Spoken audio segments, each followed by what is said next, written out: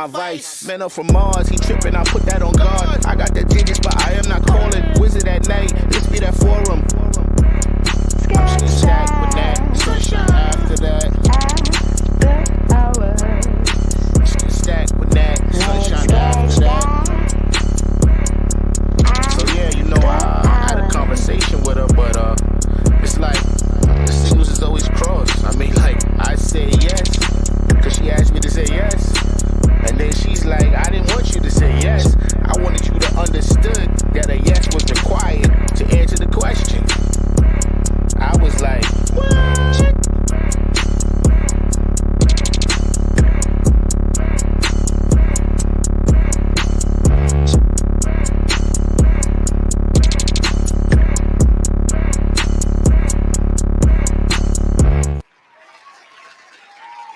Oh my God, that's such a weak ass applause. It is Black History Month. Can I get a applause, please?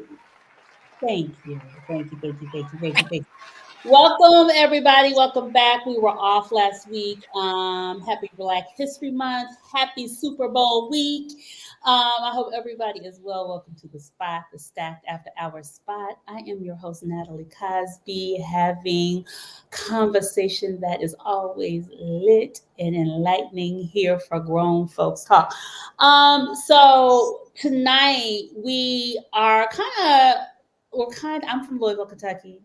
And I am a football girl, and it's the Super Bowl this weekend, and there's just so many things that have been going on in the world.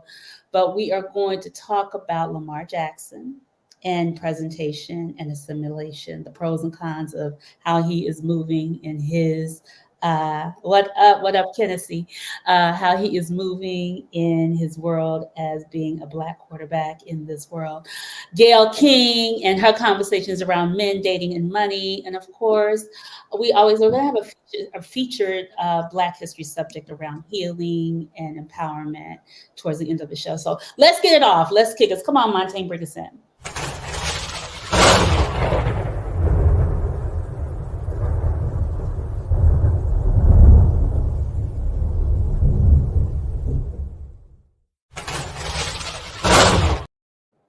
Hey, panel.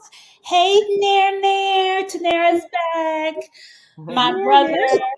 That's cute. My brother is back, Matthew. We have our producer back. He was a favorite. And of course, my co-host, Sunshine. So, you guys, there's been a lot going on. Girl. A lot. But, you know, I realize we're playing a little bit of catch up this week, but I'm very much a football girl and I'm a sports chick. And one of my favorite players in the NFL is actually Lamar Jackson. He also went to Louisville, from where I'm from, but his story and how he has been moving in his journey as a NFL quarterback, I'm going to call him a premier NFL quarterback, has been interesting. So I thought about it. I call it the Lamar Jackson Code, and him kind of going against, moving in his own, in the way he knows how to. So there has been all this media talk around him, and I want to kind of start off with a clip from ESPN. So Montaigne, can we just kind of cue it up? All right, let's do it. Does Lamar have to win a Super Bowl to change the narrative? Oh, 100%. Lamar has to go win the Super Bowl. Winning MVP no longer matters. Getting to the Super Bowl does not matter. I think, and hear me when I say this, Molly, Kimberly, Stephen A., and everybody, this is not pandering. This is not caping. This is the dead honest truth. And there's a little bit of insight to this. People that sound, or players that sound, look, and play like Lamar Jackson were never supposed to win Super Bowls in the NFL. In people's eyes, they were never supposed to win Super Bowls in the NFL. You weren't supposed to be able to stand on the podium and sound the way that Lamar does when he talks, or look the way that Lamar does when he talks, or play like the way that Lamar plays and win a Super Bowl. You might be good. You might win an MVP. There's people in the league, and they have publicly said, I don't care how many MVPs he wins. he will never win a Super Bowl playing quarterback. I don't care what they say. I think Lamar is very aware of that. I think Lamar is very aware of no matter what I do, until I win a Super Bowl, people are always going to think that I should have played. Thoughts. Let that settle in. But what do y'all? So, in other words, he has to prove himself with a win before people believe that he can do it, even though they know, but just based on how he looks. That's what I gather from what he's saying. But I think the funny thing is, it's just like Tanera said something to me earlier, and I think the goalpost has always been moved for Lamar. Correct? It always has been, and I think it sounds that way. Right. It's always been moved, but I think the thing is, it's just like he has stood by who he is. He hasn't really changed, but has that hindered his Tanera, you shaking your head. And I think, this is just, it felt like a slap in the face hearing it, but I think we've always known this. I think it applies to all players. I think it applies to coaches. If we're talking about just sports, I think it applies to just the workplace in general. I think it's hard to hear, especially from the white man on the panel with two other black people sitting there. But clearly they added the third piece of saying, his skill set, but it truly was about his look and the way he speaks. And I don't really know where that plays into sports or if it truly should. I think at the end of the day, it's a white man's world, and those are the strings that they pull. And so, I think we all do conform. Well, can I say something though? But has he really? He has not conformed. Well, maybe he doesn't know how. Everybody don't know how to conform. If that's all they've seen, that's all they know. He may not know how to go into this different role. So what we're giving him I'm sorry, go ahead. But they always say for Black people at work, especially at work, so think about work, they always say you can do the same like anybody else, but you have to be so good at what you do in order to make it. And that other person just has to be who they are without trying. And I feel like that has been the way forever. He just happened to be an NFL player. And, I really like what he just said, which is he literally have to win a Super Bowl in order to prove, even though people know he's good enough, he kind of still have to prove himself just based on how he looks and how he speaks. And that's quite unfortunate. Matthew, I know I call you the Lamar savant. I ain't going to call you that, but I feel like you know a lot of history about Lamar and what has gone on with him, especially following him since college. So what are your thoughts about this? I have a lot. I think that, I think for context, for those who don't know, not that this means anything, but the guy, Dan Orlovsky, the white guy who was talking, he's a former NFL quarterback. I think the points that he was making, they're hard to digest, but I think he's not saying anything I haven't heard before. Maybe I haven't heard that many white people say that, but, it's something, we all know the idiom of we got to run, twice as fast, jump twice as high to get to the same level. It's no different. Yep. But I think, I think for Lamar's sake, I think he's aware. I think he's conformed incrementally, but I don't think, he's not going to cut off his plaques. He's still going to, he might win the MVP tomorrow. He'll probably show up, in a flashy suit with the gold chain. When they retired his number at Louisville, the brother was Gucci from head to toe. With the famous Gucci, Gucci head to toe. So like he, you know, I don't, you know, I'm not mad at him for changing. I honestly love him that much more because frankly, I wish I could operate like that. I think, listen, if you're operating as a Black man, woman, trans, whatever, in corporate America, you know, this might not be popular, but I feel like you have to conform somewhat. You have to. And I would argue that white folks, they don't have to conform, obviously, but if you join a corporate organization, you have to conform to their policies, their culture, you know, things like that. So you know, you have to conform. And it reminds me of the episode in Insecure where Molly, who's a lawyer, is trying to look out for this new black associate.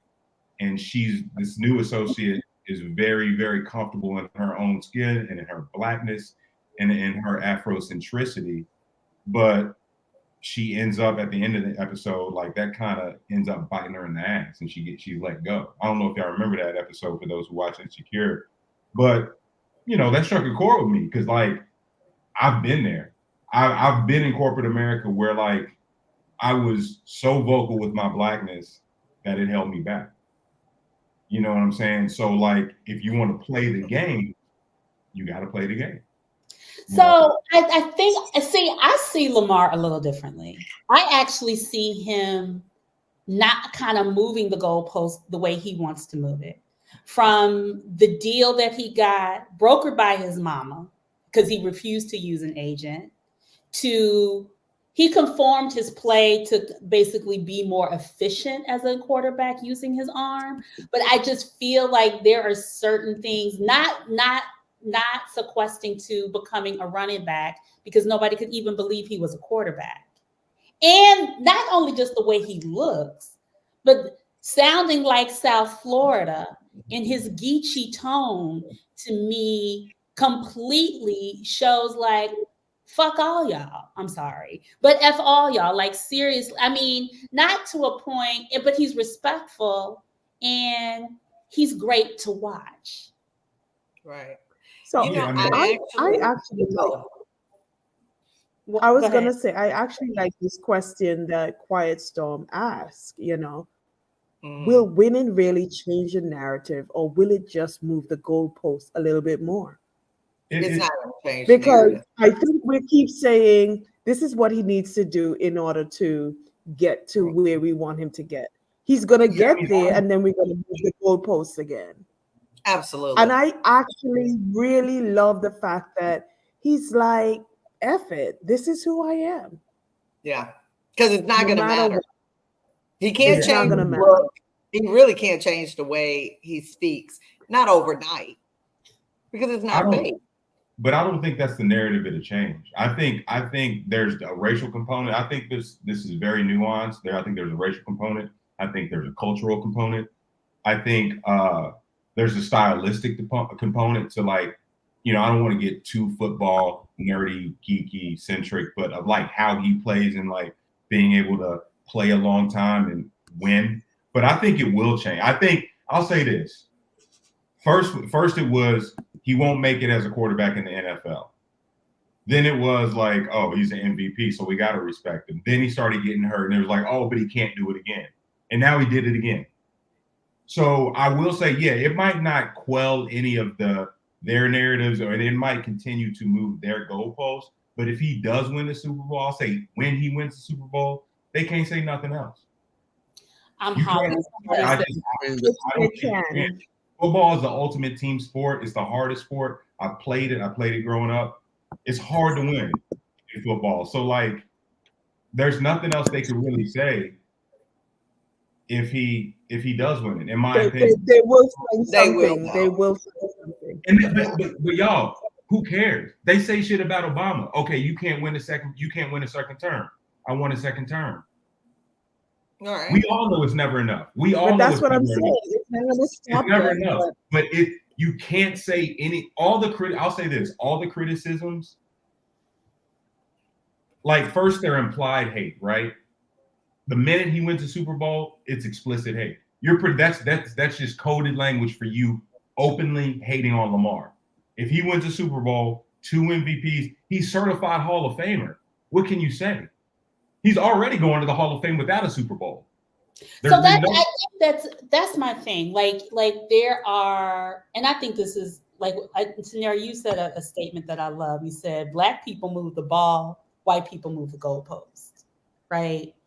And I'm gonna have you explain that a little bit, but I think this is like the comparison of when they talk about how great certain quarterbacks were who never won the Super Bowl, but they were just great. They didn't have the athletic ability. They didn't have any of that. So I think the thing is, it's just like, when do we stop caring about the goalpost?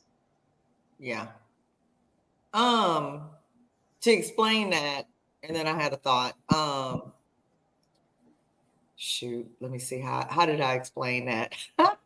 So it's almost a scenario where, how did I explain that? I explained it You yesterday. said Black folks move the ball. Yeah, start with the quote. It was. No, Tanera, you know what you said. Look, sometimes I'm just in that space and I'm thinking of things, but I think it is like we as Blacks will say, if he wins like his division. So if Lamar Jackson wins his division, he's great. And then all of a sudden he wins the division, and then now he's not great enough. It's like, well, if he wins the Super Bowl, then he's great. So we change that narrative each time. Whereas white people will say, if he wins his division as a white quarterback, he's great. And then that quarterback doesn't win. And they'll say, oh, it's because, he had death in his family last week, or, oh, it was because of this. And so all of a sudden everyone's on board with he's still great, even though he didn't achieve that goal. That's what I was saying. This is a little bit. Excuses. But that happens even in the workplace. Oh, always. It happens all the time. Yeah, always. I think the thing is I really think Lamar Jackson has lived this narrative his whole life. And so he already knows no matter what he does, he's still going to have the same haters at the end of the day. So why really change? Because it's all about the skill set. And, for me, I guess the thing that I don't like as a community is we jump on that bandwagon with white people. Yes. I'm not really waiting to see if he wins the Super Bowl or not. Sorry. We do. I mean, I think Michael Vick said it like Lamar needs to cut his hair. It was he said somebody. Look. They said the same thing about Cam Newton, who looks like a quarterback, they want to look for a quarterback. They prefer you be handsome, they prefer you be tall, they prefer you speak well. Right? It's you're the CEO of the team. You're the CEO. You're the face of the organization. So they want a certain look, right? And Cam grew out his hair, and they said the same thing about Cam, right? And he doesn't necessarily fit the narrative of Lamar. He was a number 1 overall pick. They knew he could get there, right? So I think also we have to look at it like in the terms of like sports. Like I think like part of what I love about Lamar is like, to Taneri's point, like, yeah, he's not conforming so much where he's just switching it up. And you can do that in sports. You have more flex. I would say you have more elasticity or flexibility to do that in sports than you do in corporate America, for sure. Yes.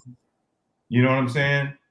Like, so I think with Lamar, like, I like that he keeps his circle tight. I think it's strategic. They try to, I saw somebody post a quote that, the narrative has always been that Blacks didn't have the aptitude to play quarterback. And that's true, and I think that was a ding on Lamar because he didn't do well on his cognitive test that they used before the NFL at that time, which was the Wonderlic test. But he's shown you that he can win an MVP and play at a high level and win 75% of his games under multiple offensive coordinators. So he can show you that I can win it with my mind. I can process. I can audible plays at the line. He doesn't care about the haters, and that's what I love about him. But I think we should do a better job because there's some of us, Stephen A. Smith, who who can't wait to And Shannon. Shannon too. Shannon's been a longtime critic, who can't wait to knock him down. I think where I see a lot of that's part of the racial component, and the other part of the racial component, and I think somebody said it earlier.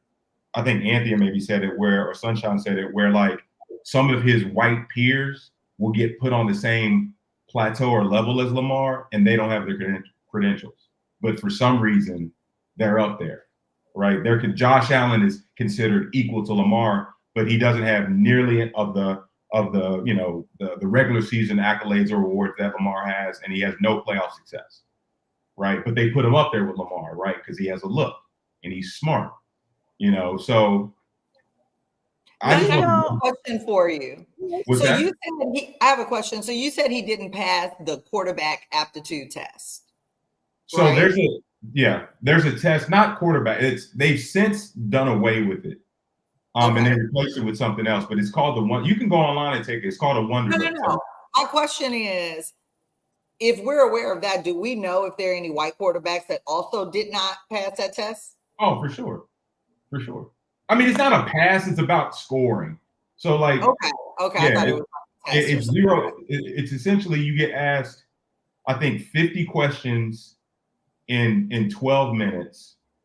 And however many questions you get right in that 12-minute span is your Wonderlic score. Now, ironically, the best score on the Wonderlic, I believe, is by a brother, Calvin Johnson, who played receiver at Georgia Tech. He got a 41 or a 43 out of 50. They said Dan Marino had a horrible score. Yeah, so like that's what I'm saying. But like Dan Marino's a perfect point because Dan Marino, like he dropped in the draft. He was like Lamar. But because he looked a certain way and because he played a certain way, he's exalted. But he never won nothing. You know what I'm saying? He never won a Super Bowl. You know what I'm saying? So like that's where you see the racial disparity as far as how we're covered.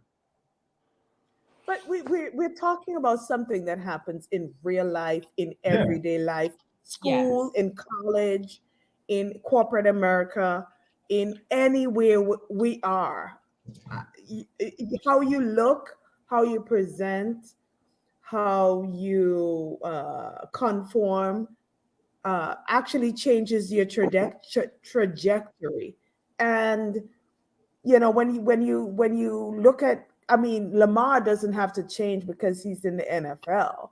He doesn't have to. He really doesn't. He has already guaranteed his money, everything. I mean, if he wants more money, he'll definitely have to conform to certain products that, he'll get endorsements from. But when you look at corporate America and your job and things like that, it's the same thing. Absolutely. Cole, we want to welcome, I don't know where Lord have mercy. Well, Corey was on there. Look. I'm here. Hey, Lenny. What's up? How are you? How are you? Good. So we are talking about Lamar. I'm sorry. Lenny, if you could just put your phone sideways, bro. One of the things is it's just like, we're in this space. I know it's about to dissolve, but we're in this space of DE&I, right? Or whatever. We're supposed to be more open and so on and so forth. So Natalie, hold on. I'm sorry. It is a live show and I am the producer, so I'm sorry, I got to do this. So Corey, just unlock the rotation on your phone. Okay, give me a second. All right. And then we're gonna, this part of the show we'll cut out whenever we edit it. You know what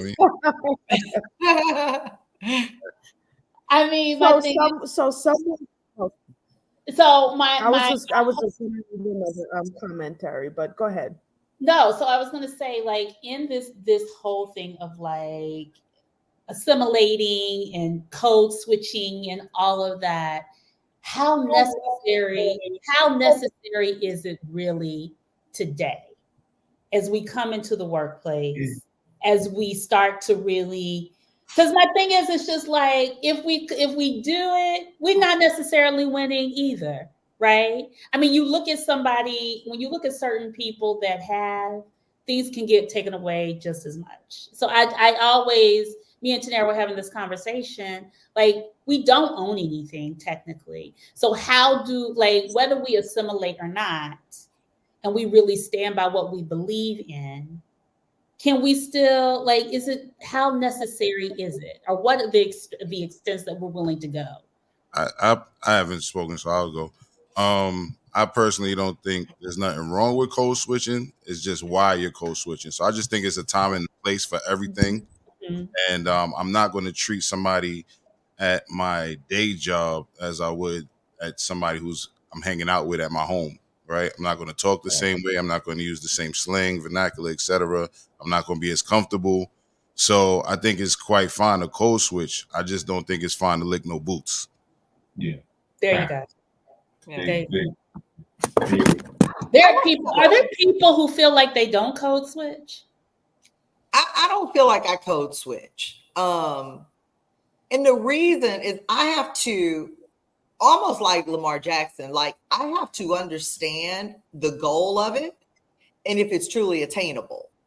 So if I'm at a job and I code switch because I want a promotion, but I'm in a white man's world and all leaderships are white men, and no matter what I do, I don't get the accolade, and then the white boy who really doesn't do anything gets the praise. So if you know your environment, then I don't necessarily code switch. Unfortunately, I think for Blacks and maybe even other people, depending on your industry, you move around. So you self-promote. So you become, your experience, your talent level, you kind of move up and make those things happen. If I think that opportunity truly can be mine, I mean, do we really have to code switch? I have to say, also based on your appearance as well, too, there's a lot of things. And Tanera, I know we talked about this last time. I'm not talking about you, but I'm sorry. But listen, we had someone on this show that looked different, that is smart as hell. That was a doctor, and the way how the way how she looked and the fact that she was a doctor made people triggered as hell. You know who I'm talking about, Natalie. Oh, she also has a New Orleans accent. Why were they triggered? Triggered in what way? As soon as Natalie she was her name the whole show, but as soon as Natalie said doctor, whomever, everybody just went bonkers, and then just started coming not down everybody. on her. Certain men went bonkers. Well, certain people. What does that mean? Bonkers positive, bonkers negative. What's bonkers? Negative. It was a negative reaction to the fact that she was educated. It's almost as if they said, I felt it's almost as if they said, how dare you be a doctor and you look like that and you sound like that, right? And then on the other hand, based on how other people looked, they just automatically. Like what? I'm sorry. What did she look like? Let me say this. She was brown skin. Oh, okay. Let's say she was heavier. So yes, it was her complexion. Like I think, and though her response was from Black men, it wasn't necessarily from it. So my thing is, it's just like, yes, I do. But my thing is like, she doesn't code switch. She is her authentic self because she is very competent in her, and Maria said it earlier. I think when you are very competent in what you do, I'm not saying that people who are not people who are competent or don't code switch, but what I'm saying, when you just are who you are and this is how you present and this is what it is, and you know your shit, I think it's less likely to happen. I think. I'm not sure. There is another example that I have of another person that is fairer skin. Let's not get into the light skin, dark skin thing, but they are where they are because they are less, what do you call it? The people that are at that level accept that person more based on how they look. So you don't look like you are a threat. You don't have the nails. You don't have the lashes. You don't have the wigs. You don't have the stereotype that people think is threatening, they are going to treat you very differently than the people that they have as stereotypes. I have a Caribbean accent, Southern accents. Typically, those accents are associated with people that are not that smart. It just so happens. And I would say that honestly, I would say that point transcends race in some ways too. Yeah, that's an American thing. Yeah, because if I meet a you know, some white dude from like Mississippi who talks with a drawl, yeah, I'm just going to naturally assume he's less intelligent than. Like, I'm just being honest. So like, I think that's a fair point. Yeah. But I don't. You know, I feel what Montaigne was saying. You know, maybe it's because, like I said last night, you know, for me, sometimes I feel like I'm on autopilot. And maybe it's just like, I feel like I got to have my antennas up as like a Black man who's still opinionated and confident. But I also know that people, and just being honest, some white people feel intimidated by me because I'm taller. You know, they might, my confidence level, the fact that I'm about to have 2 degrees, right? So they might feel you're good looking too, Matthew. So there's a number of, you know what I'm saying? Like, I just think there's like, for me, and to his point, like, even with some brothers, like, I'm like, man, should I, you know, just like peel the layers back and just show, you know what I'm saying? It's like, nah, you still work with this nigga. So like, I just, you don't. Right. You know, the more I think about it, I think I code shift more socially. I don't code shift at work. I am who I am because I do think I have a pretty strong personality. I'm very direct. What I know, I know. What I don't, I don't. I'm confident in saying I don't know. That sort of thing, I can be that. But to me, in the social environment, there's so much judgment. You know, are you successful because and I've been asked this, you know, I work with physicians, you know, have you slept with them? You know, what happened outside of, you know, intellect? And I was asked that by a Black man. You know, I think I have a doctorate degree, but I never put it on anything. Some of my family members don't even know I have a doctorate degree because with that, like you said, Anthea, comes so much. You know, it's like, yes, y'all better take that. Yes. But you know, we try so hard to box people as Black, whether it's what you look like, you know, how you dress, who you dating, like. There's so many boxes we try to put each other in. And when I'm at work, I'm not in a box at all. I show up, I perform, I'm recognized. So why does anyone feel the need to have to code switch at this stage in your life? At this stage in your life, you are what you are. You are who you are. Your social network is pretty much set. You may have some new folks that come in, some folks that may leave, you know, professional, you may change your position and all that other stuff, but you are who you are. Why not just simply be comfortable being you and forcing other folks to accept you for who you are, as opposed to going outside of yourself to change and be someone that you're not? I don't even think it's that so much. I actually think that I don't really think anyone who has seen me on this show or know me, I don't do a whole lot of code shifting.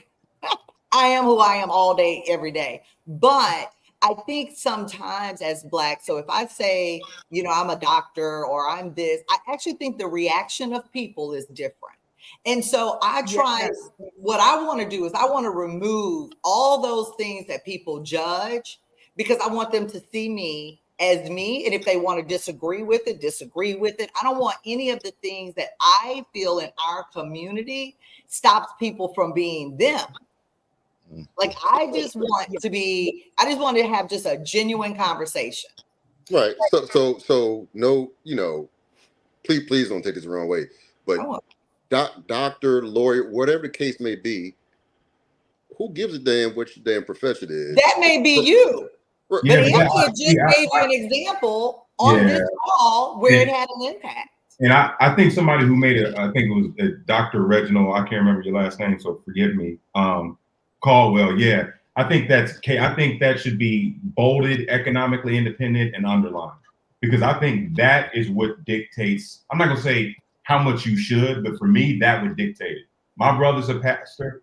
He is exceptionally proud, as he should be, that he's never had to take a consistent paycheck from a white man. Right. So he has the power to be whoever he wants to be, right, in his function. Right. But I think when you are taking a paycheck from someone, I don't know, Corey, if you were on for when I said this earlier, but like, I would say, regardless of, obviously we're looking at this through the lens of Black people, but independent of race, if you go and enjoy a company, you have to adhere to their culture and their policies. You know what I'm saying? That's a form of code switching. You know but do you have to lose? I guess my question is just like, do you feel like, I think as Black people, do we have to, not our authentic self, but do we have to feel like we have to remove ourselves when we walk to different spaces? So like, should Lamar have to change his hair? Hell no. No. Right? Like, is that what you mean now? Like something like that case in point? Not even, look, I think you can still be in company policy and be your authentic self. And that's what I think he does. You can be your authentic self. Natalie, I have an accent. I'm from the Caribbean. If I speak like how I spoke when I grew up, none of y'all would understand what I'm saying. So I have practiced over the years when I am in a meeting, when I'm doing a presentation, that I speak slower so that you guys can understand. Because all I heard was no, but it is, because it is.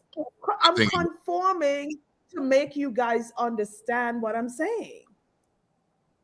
But so I guess I understand what you're, but I think also, look, I think there's a difference as we get older, we develop survival. We develop our skills so there is a sense of assimilation, regardless of whatever we may think or say or so on and so forth. We have to.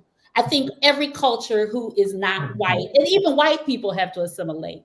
If they are from a poor background, there are certain things that they're going to have to assimilate in. That, right? So I think the thing is just like, but being able to move in various circles socially, even if you move in a certain social circle that of a Black people, or if it's a work culture thing, can those two people show up in those same environments and thrive?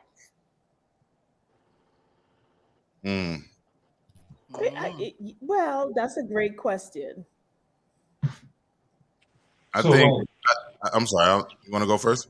Go ahead. Go ahead, Montaigne. I'm hoping I'm answering the question, or contributing to what you're saying. But I think that I want to present to the panel that I think that the fact that being Black means you have to work twice, 3, and 4 times as hard to get to the same place as our white counterparts and all of that in this country. I think that's a form of code switching in itself that we can't get around. We can't. But I'm just saying, at this point in our lives, as we have developed, right? I think as children, as 20-year-olds, as we have matriculated through life, right? Again, back to that same question. Can your work culture self show up in your social self? And what is the difference? Honestly.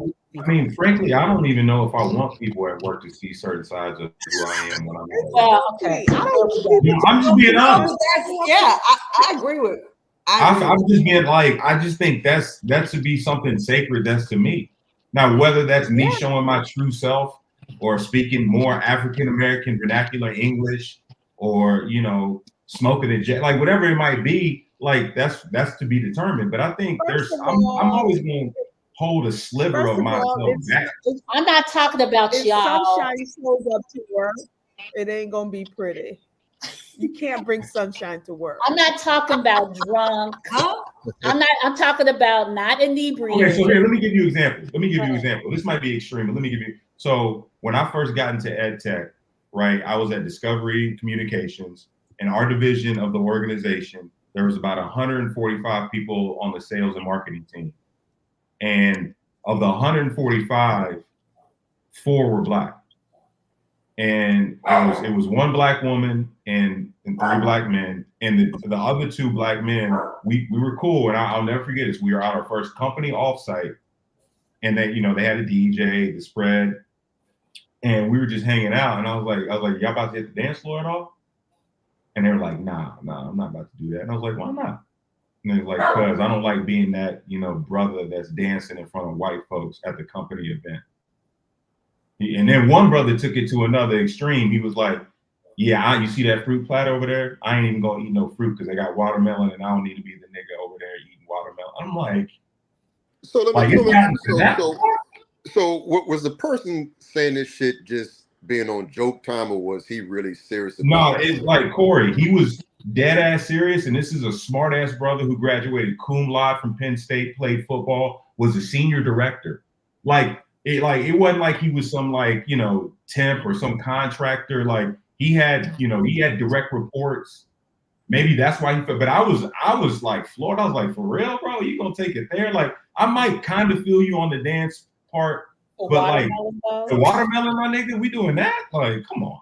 Right. Well, first of all, white people eat watermelon just as much as Black people. Exactly. So for me personally, have I ever code switched in life? Yes. I've stopped doing that shit because I find myself not being my true authentic self when I do it. So fuck that. I am wise enough and intelligent enough to have a conversation amongst the races of people, still maintain my Blackness without being the proverbial threat or too Black for them. Now, in certain situations, I can be a little bit more lax, but I think that also goes with knowing your surroundings. And for me, I think code switching has several definitions, at least for me, based upon what I'm hearing tonight. The way I think about code switching is when you are really going outside of your way to speak in a manner that you either don't know how to, so you're forcing it, or you've never done it before. So you're trying to sound a certain way and use words that you typically wouldn't use amongst your own people. If I can't sit here and speak with you all personally in a setting in the same manner that I can do in a professional setting, then something is wrong. That's how I'm looking at it. You need to be comfortable being who the hell you are and knowing that you just don't go around saying word B. You don't do that shit in a corporate I don't setting. even talk like Right. So it's like being at a family reunion or your backyard picnic, with your folks. You know how to talk. It's all good, but you can have an intelligent conversation with someone who tries you. Oh, why you talking like this? Well, nigga, I'm comfortable. I'm comfortable. That doesn't mean I'm code switching. Well, I think to your point, it may not feel like code switching when both are you, when all sides are you, right? When you could talk quote unquote proper, or you could talk quote unquote in slang, it's both you. So it may not feel like code switching, but I think, we're definitely talking about the fact that there's levels to code switching, right? And I think the one that you described is what I said earlier, what I couldn't do, which is like bootlicking, right? Like if you're going out your way to try to talk proper, right, that's bootlicking at that point, right? Yeah. But not for nothing. Y'all heard this sound on social media before? My coworkers be like, "Big dog, add me on Facebook." Gang. I ain't even who you think I am. I'm damn near gang member outside of work. So the audio, My coworkers. the audio might have been a little choppy, but that sound is like a real where they say, my coworkers ask me why we don't add me on social media. Add me. They say, I can't because I'm damn near. Will not happen. I don't do that. I'm damn near. The rest of the joke goes, I'm damn near a gang member outside of work. You know, one thing, Montaigne, and everybody, I think this conversation, when we speak of ourselves, I think it's different potentially than when we talk about Lamar Jackson. Because in his scenario, it's almost what Anthea is saying. You know, it took her time to practice and learn. Did everyone pause, or was it just me? It might be on your side. That, you know, I don't think Lamar Jackson can change overnight. So, one, can he code switch? And then, if he did, I think it would be quite obvious. I think it would, if it is, what do you call it, licking boots? Yeah, you know, I don't think so. Bootlicking. Yeah. He could have had the opportunity to. So I know, we're talking just cutting the hair because he can't change the way he talks. No, well, so they tried that. And let's be fair, Lamar leaned it that's what I'm saying. Like, I wish in my team, maybe, I mean, I know it's too late now, but maybe if we, you know, in the after hours, we show the whole video. Because like what Dan Orlovsky went on to say that got cut off was like, there was a reason Baltimore drafted, right? There's a reason. Baltimore is obviously a black city. Like they like I think they were like one of the first NFL teams to have like a black executive in the front office, right? So like they saw it, in my opinion, as a little deeper than just drafting an athletic quarterback, right? He was drafted, he had a little baby fro. He grew into his class. Before he got drafted, Natalie and I know a family who does marketing and PR, and they came to Lamar like, yo, we'll do some speaking and some training with you, right? So you project better and you speak a little bit more, or I should say less inarticulate or more articulate. And he turned it down. You know what I'm saying? So I think like that's why I love him so much, because I'm like, bro, what you have done is be you from high school all the way to, you know, how old he is now, and look what it's done for you. Look where it's got him. He's staying true to himself. And it's gotten him $200 million, 2 MVPs, and a gold jacket because he's going to the NFL Hall of Fame. You know, the marketing worked, because if he would have conformed, maybe he would have gained something. But I actually think the whole marketing this topic, he's gained a fan, because I didn't know Lamar Jackson. I'll be honest. Now I'm a fan. And so I wonder if this whole thing is a setup at the end of the day. You know, even the commentator was like, they're not going to let a quarterback like him win the Super Bowl. I'm like, what do you mean let? Like, I didn't know you could let. Well, if you watched that last game, he played terribly, but there were a lot of calls. Like the refs were like, I'm like, is this all like, yeah. Opinion. The funny thing is somebody had a comment like when you're economically independent. First of all, I think when you're economically independent, you probably got to code switch more, because I'm just saying economically. We say economically independent. You're saying you're like an entrepreneur. You're an entrepreneur, or even if you are. Like, Tanera, we were talking about Jay-Z, and you were telling me the conversation you were having, and he dropped. You said he dropped Damon Dash because he was too loud, and so on and so. And it was the white people at the table said that he was not good to drop his him. Brand. Right? Correct. He was aggressive. They didn't like his aggression and highly political. Right? I don't think he was that political, but there's like footage of him like going into the office with a cameraman, barking on the executives, for what he felt they did wrong when it was something that he could have sent the email for, pull somebody to the side. So he had like a real aggressive manner. So speaking of code switching, he didn't code switch. He was a street dude that was Right, a but I'm businessman, and he saying, took that street businessman ethics into the industry, and that And it didn't work. but And my they all work. right, but my point is Jay-Z acquiesced to what the man said so he could move up. Hmm. If you think about it. And I'm sure But that's not code switching. That's just being smart. That's just being Yeah, smart Well, and we knowing can what it say is the you same want thing to. with Lamar Jackson. If he does something different, is it being smart? Say that again. I'm sorry. Say that again. If Lamar Jackson cuts his hair and starts to speak differently and his career grows, is that smart? Or is it code switching? That's smart because he recognizes that if I make this change, I can make some more money. Once I make that money, I can put my shit back in. Okay. That's true, because that's what Hov did. He had the Caesar for the longest, and it wasn't until he got $1 billion that you saw the dreads come Right, out. and he let himself go because I've basically amassed enough money, and I'm smart enough, and I have my financial team around me. I don't have to do anything, and my money can continue to make money, and I am good. So now I have the wherewithal to do whatever. Code switched, though. He code switched. I'm not saying that he didn't. To get to where he is. I'm not sure if that's a code switch. I think he just matured more into the I don't know if business he's code world. switching either, because he was.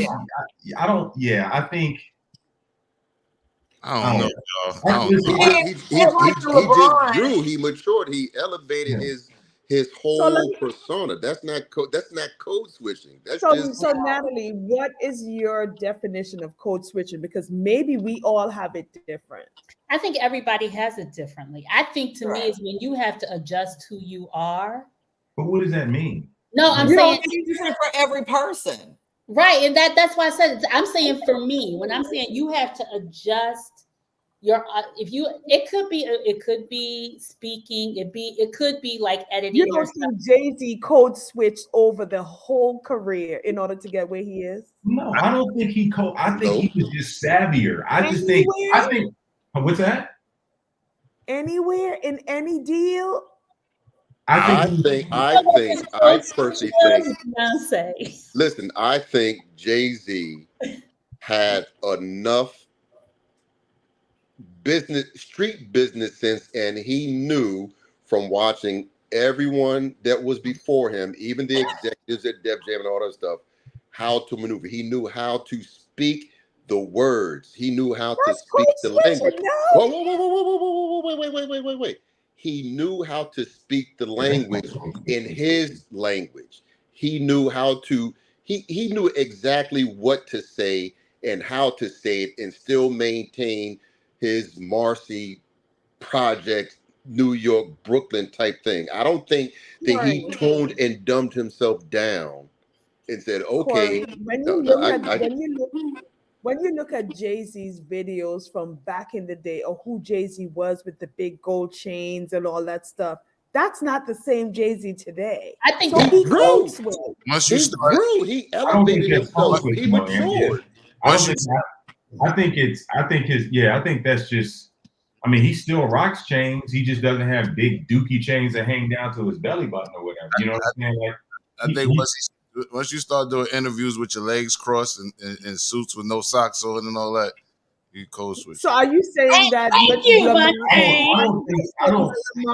So Lamar needs to mature. Then is that what you guys? I didn't say Lamar needs to code switch. Look, Lamar's. I don't even think sports and music is commensurate, because he's at a place where like Lamar's like 26 or 27.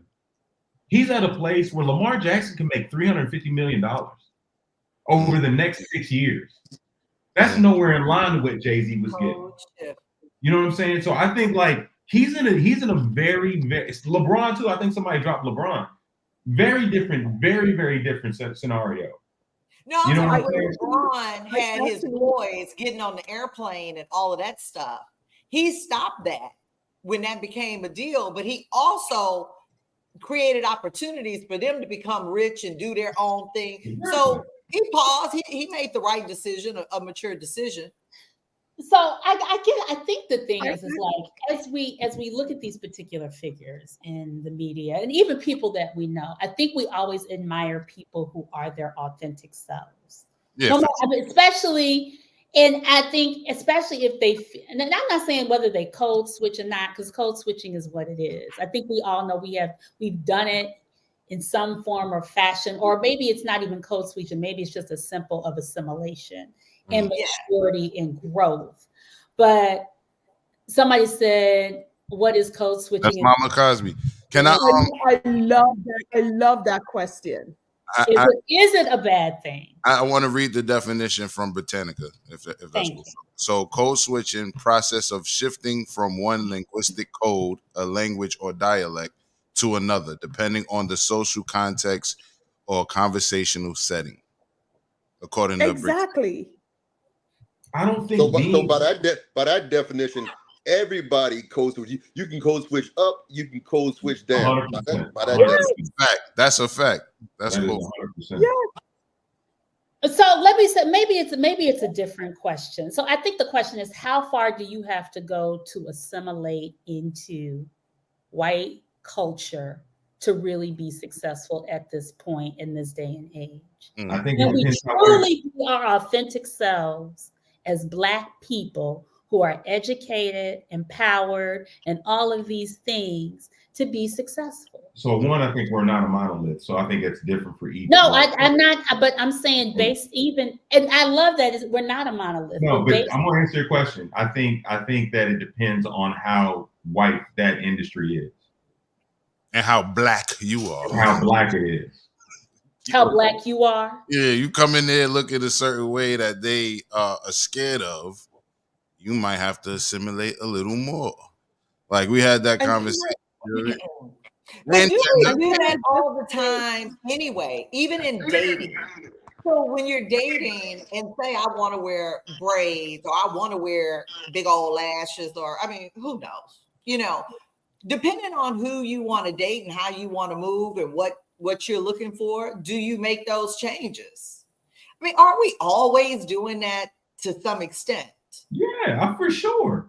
I code switch my attire. If I'm going to Texas for a meeting, I'm gonna wear something a little bit more proper. If I'm out here on the West Coast, I can be a little bit more casual.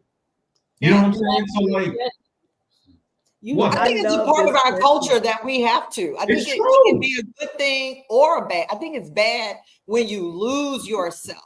When you come home and you look in the mirror and you hate yourself for what you had to do that day. So let's take some figures. I'm gonna give you a couple of figures. Tim Scott.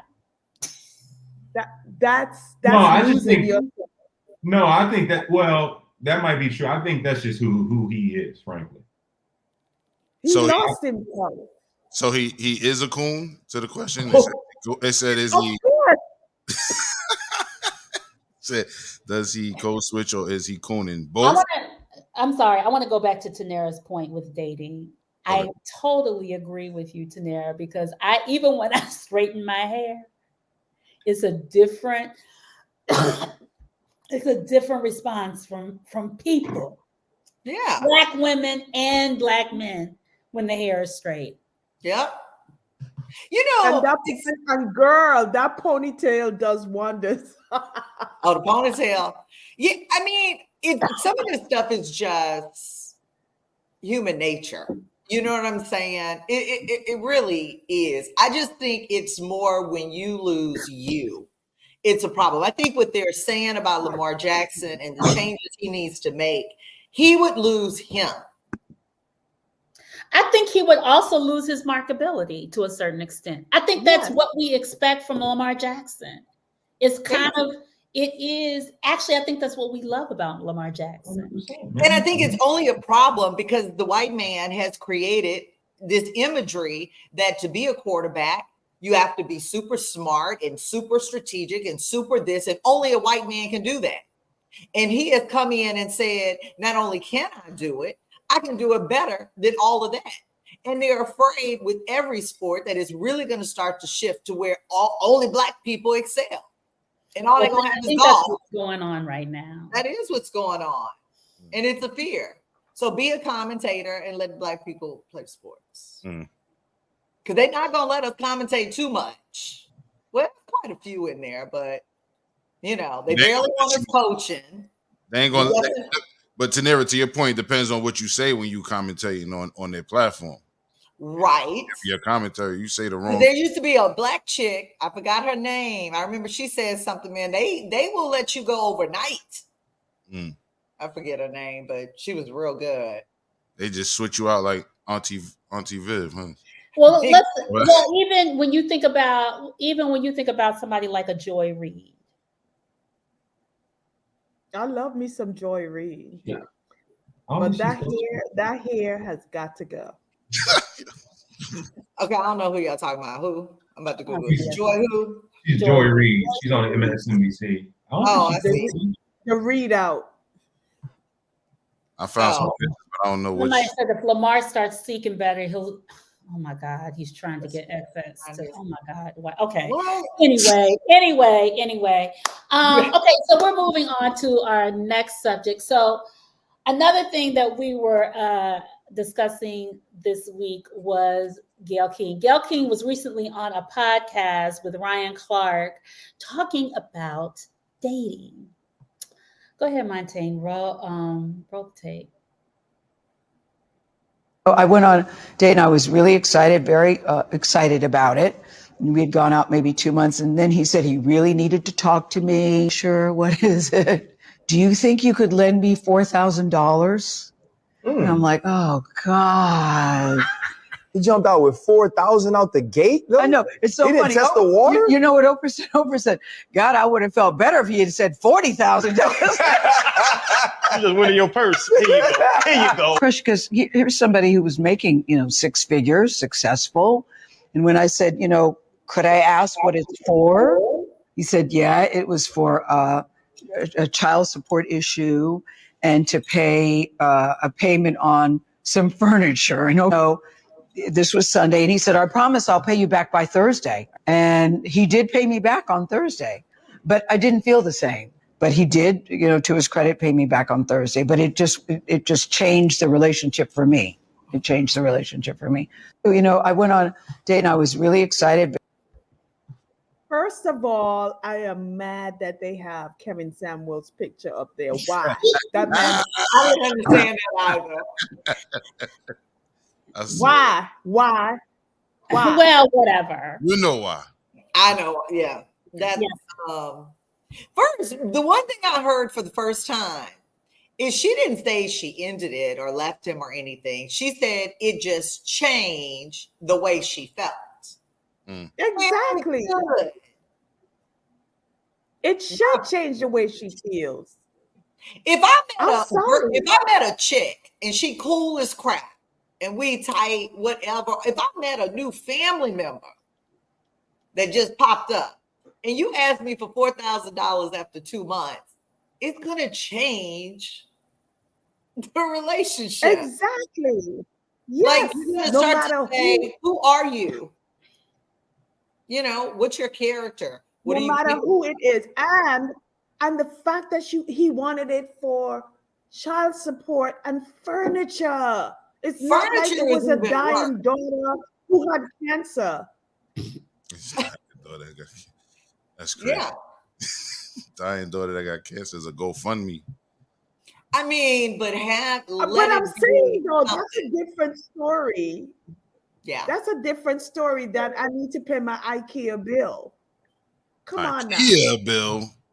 He couldn't buy. I don't know what furniture he had. He said he was making 6 figures though, so I think maybe Raymond Flanagan's or something. If he, well, I mean, 6 figure. I feel like people should stop thinking 6 figures is a lot of money. I ain't say nothing crazy expensive. I just said. I think you can't say that because I think it depends on where you live.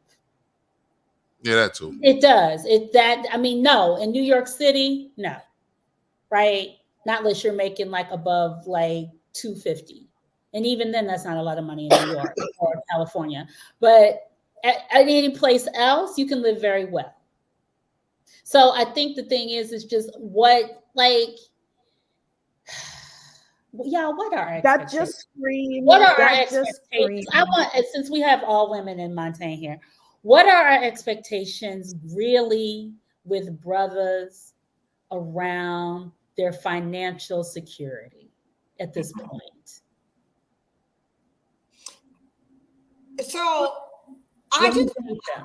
I think a man, look, everyone's scenario is different. And I think we have to take that stuff into account. You know, we talk on different calls about the Black man's struggle, this kind of thing. And there's truth to that. I mean, we're talking about code shifting, we're talking about Lamar Jackson. There are factors that play into everyone's scenario. So with that being said, I think that a man that comes and lives within his means, so he is independent, he been feeding himself, he has his own transportation, he's doing his thing, and he's not looking to burden me with anything. Like, he can remain whole, I can remain whole. I'm okay with that. I just don't want someone who needs to borrow $4,000 after meeting me for 2 months. No. As I said in the chat, we barely go together. Like, can you you give me 2 years? I haven't even met your mama. I'm like, we barely go together. Yeah, like, no. what are we talking about? Yeah. So, Matthew. Well, you asked the women a question first. Okay, Anthea, sorry. What is your expectations? First of all, I agree with her. Oh Lord. Because it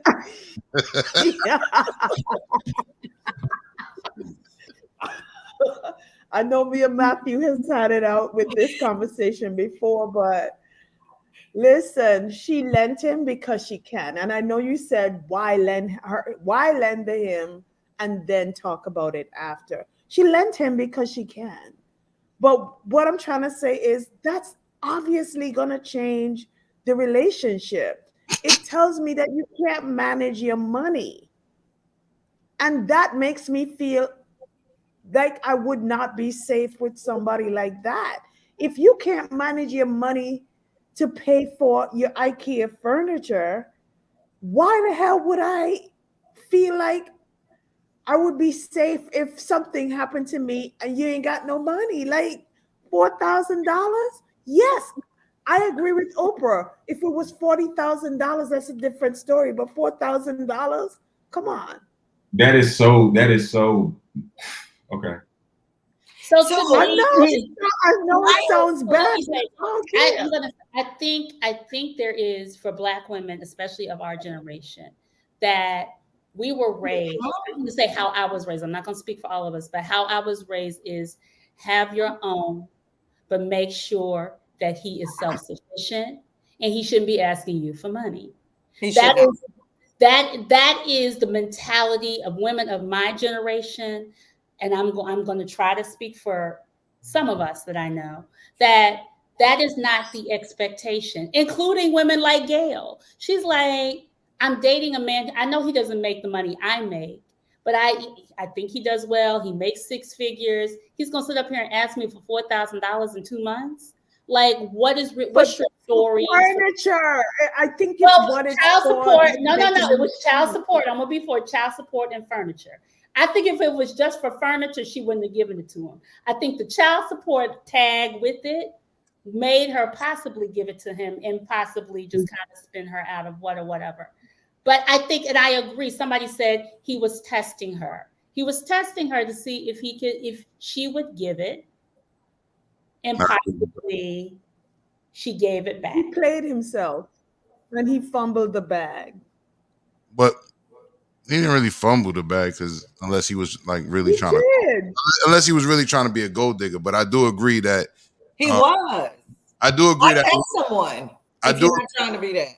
I do agree. It was I do agree it probably was a test, but I still don't know his logic for testing her fully because some people, I don't test on that level. At least I think we all test on micro levels, but on like a, let me see if you'll give me money, or let me see if I think we had somebody on the show that said I come on dates late on purpose and to see if she gets angry. Do you remember that? I forget what brother said that, but he said he comes on dates late on purpose. Oh, that was that. Yes, I Right. was younger. He was Right. a younger generation. Yeah, so people do test for different reasons. I But hate these bullshit tests. If you're a grown ass person, don't do that Yeah. bullshit. I mean, I hear you. I think I think he probably did test her, and he ended up getting tested. You know what I mean? Because at the end of the day, they had to assume that he probably was after her money, right? Because she had the conversation with Oprah. Obviously, she just gave us the tip of the iceberg on what her and Oprah spoke about. Obviously, her and Oprah speak about keeping their money and making more money and dodging stuff like that. So I think in that conversation, they came up with the conclusion like, yo, that dude is trying to get you, get away from him, etc. So if he wasn't trying to get her, he definitely fumbled the relationship. But if he was a gold digger, then yeah, he fumbled the bag. So let me flip this to be fair to the brothers. So brothers, what is your expectations of a woman who is financially insecure? What is your point of view around this, but even your experience? All right. Narrow it down a little further. Like, what's our expectations for a woman who is Well, not? when you meet women who are financially secure, Do we have Or no, not. or not? I think it's the same. It's no real expectation outside of you holding yourself down. You know what I mean? I wouldn't be looking for you to hold me down. You know what I mean? But I'm also not After looking. 2 months, I need Let people. I want them to finish. Go ahead. I'm sorry. Especially after 2 months. I mean, I'm not looking for. I wouldn't be looking for a woman to hold me down, right? I've never dated with the hopes that I would get some money out of a female, so I don't know what that feels like, you know. So I wouldn't have any expectations outside of her being an adult for herself. Something similar to what Tanera said about a man she would date. Like, as long as you're not pulling me down, you know, your situation is your situation. However, I would expect you to be somebody, if I was still dating, that I would want to be able to have a kid with if I'm going to advance, right? So that would consist of somebody who is responsible. Okay, Matt. Yeah, ditto. I just hold your own. First of all, this whole notion that, you know, I'm too grown to test. You know, everybody, look, man, when you have sex with the dude, that ain't nothing but a test drive to see if you want to take that ride again. So we all tested somehow, some way. First of all, and then Make second it a of all, smart test, Matt. You can What's that? test, but make it a smart test. Like Okay. that was dumb. I don't disagree that was dumb, but I think it was equally dumb for her to feel like she had to flex that, because I think the whole situation could have been avoided. And I saw somebody say it earlier: if, you know, she just says no, just say no. And then he failed your test. He got an income, you know what I'm saying? Like, or, you know, she failed his test, and he's just like, all right, well, you know what I'm saying? But I just all the hoopla about, like, and it's the audacity to ask after 2 months. I get that, and I agree. But again, I think that for her to be like, she was like, the way she told the story, she was appalled that he not only asked, but that he did pay her back on time. Like, to me, that was the whole, like, she was just like, and he paid me back on time. Like, how dare that nigga have the nerve? But you know Matthew, I really wanted to drag him. So, like, I just feel like she, like I get her being turned off. I get her being like, nah, I can't fuck with this dude. What I don't get is, like, giving him the money and then, like, trying to, like, school him after he's paid you back. Like, that seems like counterintuitive. How do you think she tried to school him? Because all they asked She told her him is she couldn't date him seriously, or that it changed the relationship. My point is that change, that fissure of the relationship changing, that happened the minute he asked for $4,000.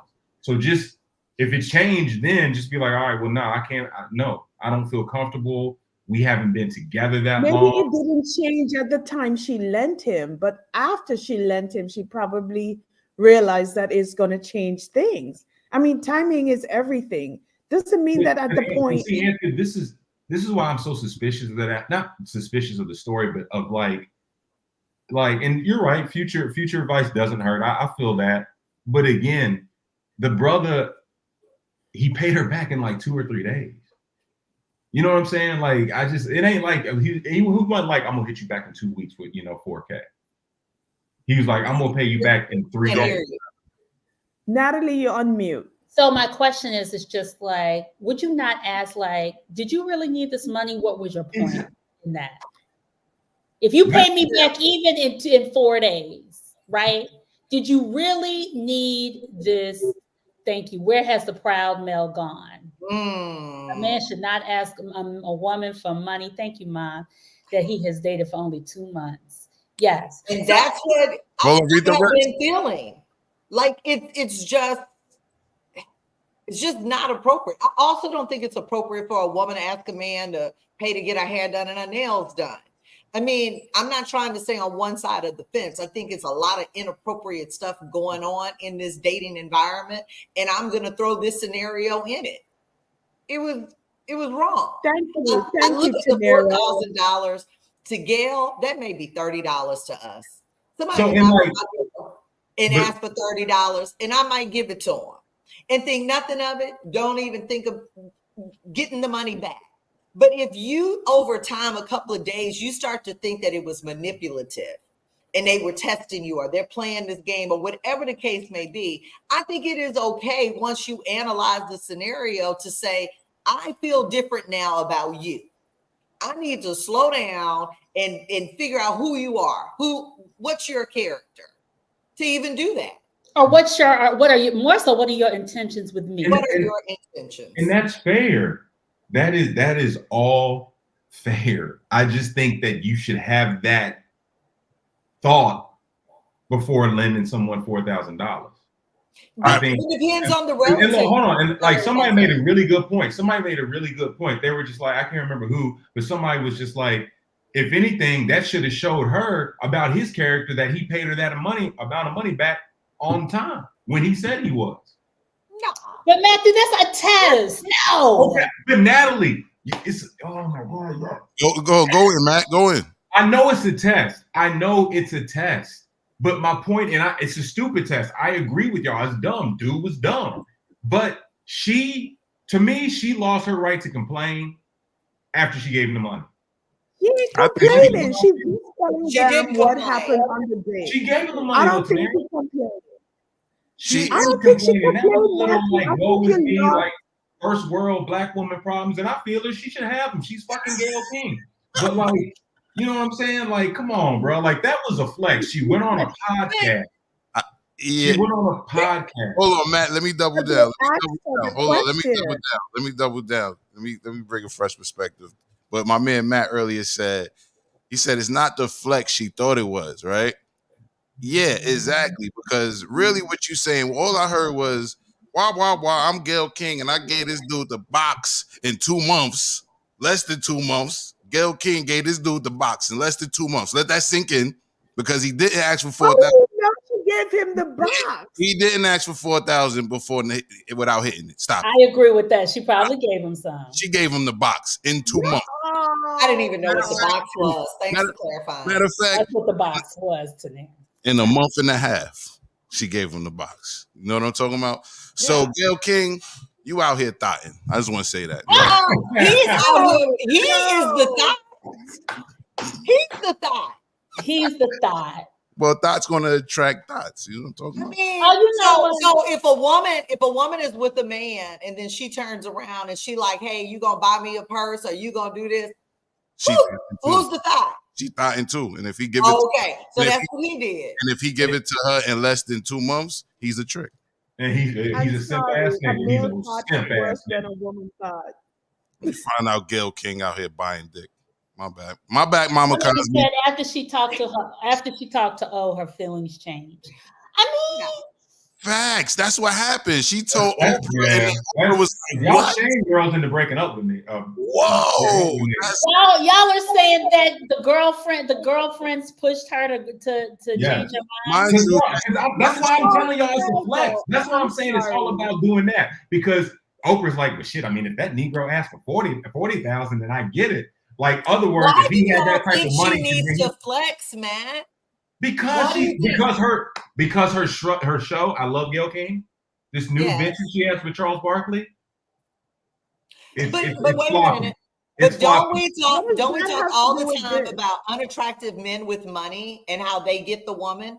Do you not think a woman whose show is whatever, all of that she can get who she wants? Clearly not, because she dating some broke nigga who need $4,000. Hey, you don't know what else he brought to the table. We know what he brought to the table. I mean, it could be something else. He brought that to the table. That was about it. And then nigga was like, yo, let me get 4 stacks. And I'm gonna get you back. And she was like, no, you're not, but I'm gonna give it to you because this is a great story to tell because I work in the media. And then that nigga showed up Thursday morning at 10 a.m. with that envelope, like, here you go. And she was like, oh. Facts. And he's telling the same story. Yo, that was me. Yeah, I used to fuck Gayle King. You know what I'm saying? She gave me the 4. I was just testing the player. I gave it back. He's telling the same story. He brought exactly no holdbacks. He brought. Okay. Y'all wanna go there? Okay, she got the peen, and it wasn't that good, obviously, because if it was good, she would continue giving him the money without even saying a thing. Maybe her relationship. She might put out some weak shit. Like or maybe her relationship with Oprah means that much more to her than exactly. Gayle only worked 40, or she only worked 40 mil. Oh, okay. Time out. Matthew Anointing is drinking here. I mean, this shit is this should be the so easiest. Let me ask you a question. Wait. One more question. So what are the double standards that y'all feel? Are there double standards when it comes to this? Tanera, you said what? Yes. What are they? Because on all these previous calls, all these conversations, we bring it all together. I'm not aware, somebody can raise their hand, I'm not aware of a single black man on this call that has said in any form of fashion that they would loan a woman $1 after 2 months or do anything. I constantly hear the black men on this call saying, I don't know her. No, she got to do this and show me this and this or whatever. So they don't even want to pay for dinner. They don't even want to pay for dinner. Exactly. That's a generalization. That's a generalization. I'm applauding Gayle. I mean, at least she's like, hey, look. Come on. Y'all come on here and worry about how much it costs to take a woman to a dinner. You saw in the comment section, oh, y'all want us to take y'all to dinner and a movie and this and that. Y'all complain about the cost of dinner all the time. Because dates aren't cheap and we want to be appreciated. But going back to what Tanera said, you're absolutely right. I'm not giving a girl $400 after 2 months. But where I'm different from Gayle King, I have no problem saying no. He clearly wanted to say yes. And I just think that is, to me, this is easy as pie. But your $400 may be equal to her 50 cents. So if a girl asks you for 50 cents, you're gonna be like, here, what you gonna get some chips or like what you get? I mean, clearly for her income, it may be nothing. So if she asks me for 50 cents for serious issues, I'm gonna think she's a drug addict. My fault, Matthew. Go ahead, bro. Look, Tanera, I think first of all, maybe her tax bracket isn't what we think it is. If 4,000 really means that much to her, but I'm just saying, if you try to give, if it was $500, right? If it was $200, I would still kind of be like, me too. So my whole point is like, why not just say no? First of all, they were dating for 2 months. I'm wondering if he spent that child support money on them dates in the 2 months. He's wild. Go ahead. I'm sorry. Wow. I'm serious though. And then he wanted back. He gave it back. We can't say that. He gave it back. You know what? Maybe it was the fact that he asked for it. Because I think if I met someone and in 2 months we go somewhere, I don't mind spending money on them. But I think I'm offended if someone asks me for it. Like let's think about it now. In relation, when is the right time to ask for $4,000 in relation? Never. I mean, I think you got to have multiple years. Never. I don't mind you asking me. Never? It's what it's for, and not after 2 months. I'm sorry. It's No, not no, no. for So, first. Let me tell you. how long? So, if a man asks, how long does a man have to be? Me with and you have to be in a relationship, a No. stable relationship, and it has to be for something urgent, like Let me say- life or death. Let Like me my say child something. is gonna If you're die, in a good or I need relationship, surgery. But you're telling me that you wanted me to help you pay for your IKEA furniture? Hell no. Okay. I but think if it you're in a depends. relationship, don't ask. If I'm sitting with my man and I say, man, my car broke down, I can't do it. First of all, be grown enough to have some options. Like you're going to call your mom or your brother. I don't know what you're going to do, but you have some options. And allow the person who cares about you to then turn and say, I got you. But Do well, not ask. Tanera, I hear you, but the only issue, the pushback, I'm not gonna say issue. The only pushback I'll give you is if the person is really manipulative, then they're gonna know how to push your buttons without asking you every time. That's fine. I'd rather that. Okay. Because that gives me the choice to figure it out and say, I got you, or just listen to your story. Right. You know what I'm saying? It's cool. I don't know. I think I would feel a certain way, just like Gail said, I would feel a certain way about someone like, hey, can I borrow? I don't know. It just feels weird. Maybe I've just never experienced it. Why you not servicing your car? Like why your car tire is broken? Lord. I don't know. I mean, you know what? We don't have men on here who are paying child support, so that's a whole nother conversation because I think that was a trigger as well. Maybe we'll talk more about that. Matthew, did you say how long you would wait? Like if somebody asked you for a significant amount, how long does it have to be?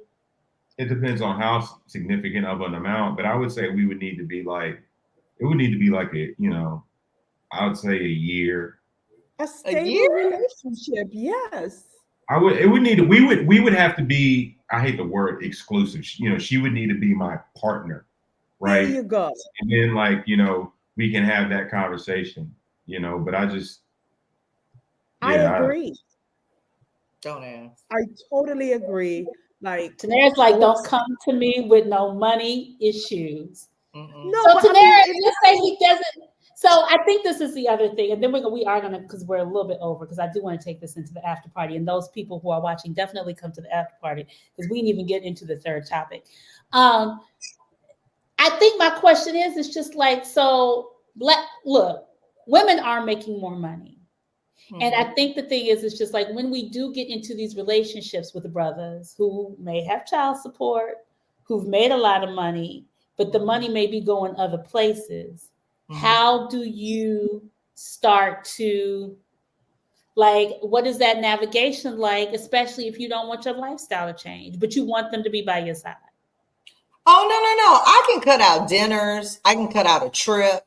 I'll be like, let's look at the financial situation. If you're short this month, you're probably going to be short next month. So let's look at this and let's figure this out and let's make the necessary changes. But we're not going to continue as we've been doing and you borrow money. We're not going to play that game. You know what I'm saying? I don't mind adjustments mutually. You know what I'm saying? But we're not going to do this borrow, pay back. I don't even like the way that feels. I agree. Unless it's something that's life-threatening. I just think. Yeah, if it's an emergency, my insurance was cut off and, I gotta, There's a lot of stuff that happens. Like I need to, I have the money, I'll send it, but it's not going to get there in time.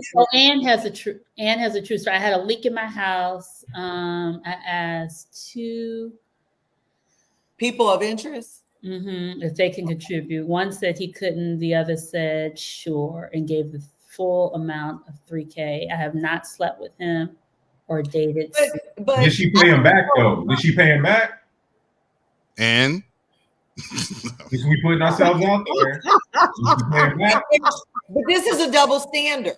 See, I think women do it, and it's up to you as a man. I'm saying I don't think a man should do it. So it's okay for a woman to do it.